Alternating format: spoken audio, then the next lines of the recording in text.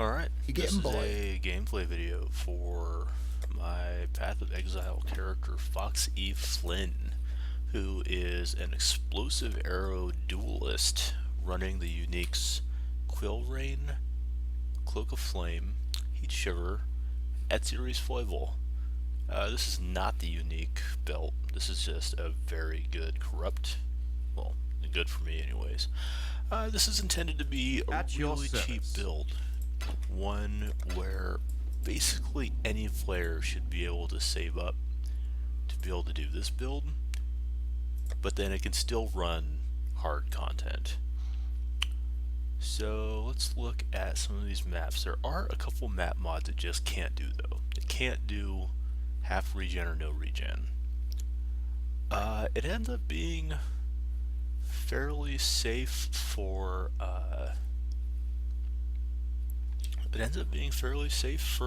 minus max res though. So let's see. No, I don't want to embarrass myself. Let's go ahead and do a necropolis. They're kind of tough. And I'm just gonna go ahead and run a blue. It's got a tough boss. Extra damage is fire should actually make it fairly difficult.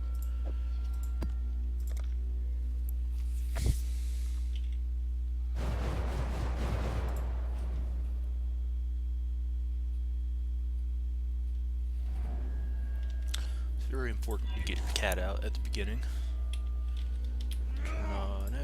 Nah, I don't want Purity of Fire right now. Most of the time you're just going to run Clarity with this build. It can handle a 40%, aura as well as Clarity, but for the most part you want that unreserved mana.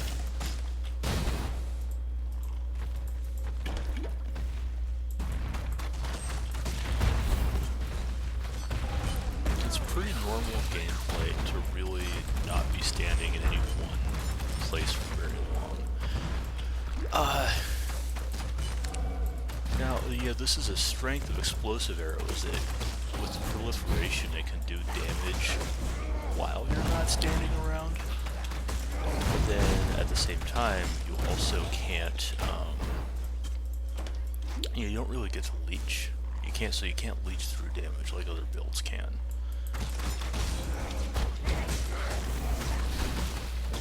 I am not that good at doing this whole recording thing at the same time as I'm playing. And then, you have two explosive arrows set up.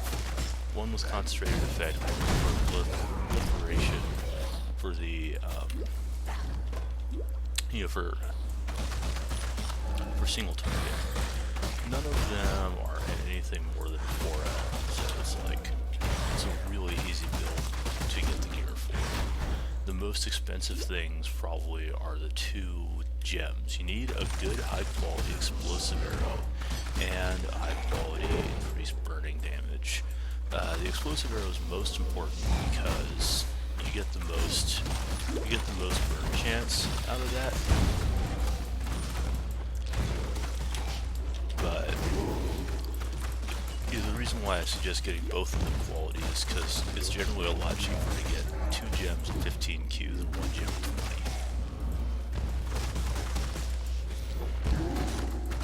20. So yeah, so there was that rare was a fairly high life rare.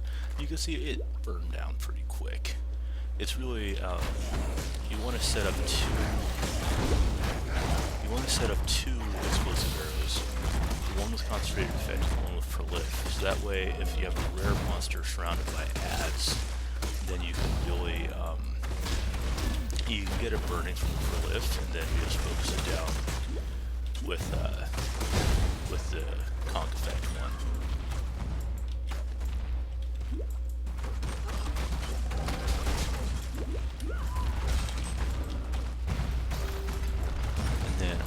My cast with damage taken is a little unique on this character. I'm not sure if it's actually good, but I run a high level cast with damage taken with a high level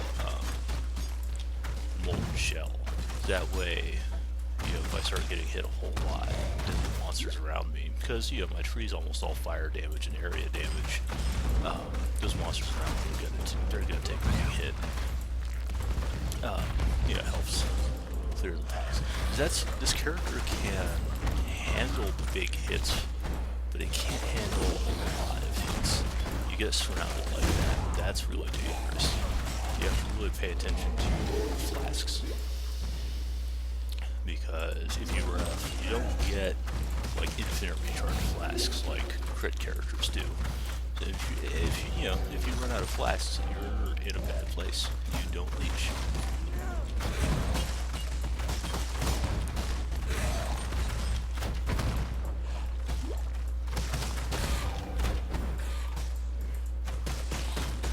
I end up every once in a while like going back and finding things like chaos orbs or idle maps that were dropped that I never noticed because I'm too busy. I toss 5 arrows out and then I run. And if you do it correctly, then you're gonna be advancing very fast and leaving a lot of dead monsters behind you. So you can run maps very fast with this character, especially things like the Gorge. I kind of want to do like a Gorge run, see how fast I can get that going. Because I think I can be pretty quick.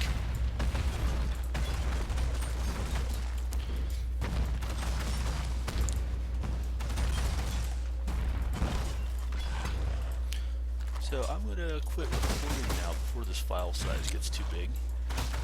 Maybe I'll turn it back on for the boss. I'm gonna try to do her. She's kind of a tough one.